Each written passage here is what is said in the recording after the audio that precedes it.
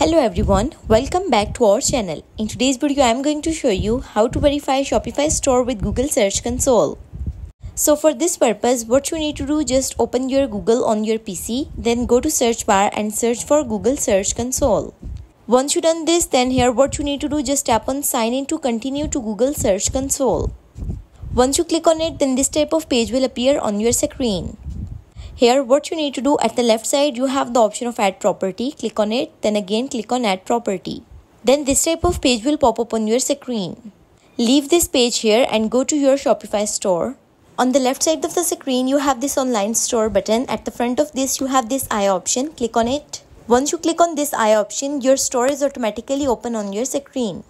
Here what you need to do, just copy this link and go to Google Search Console. Then here you have two pages, domain and URL prefix. In URL prefix, paste that link which you copied. Once you're done with this, then you have the button of continue. Click on it. After a few seconds, this type of page will pop up on your screen. Here you have this verify button. Click on it. After a few minutes, you can see your Shopify store is verified with Google Search Console. So this is how you can verify Shopify store with Google Search Console. So that's all for today's video. Thank you so much for watching.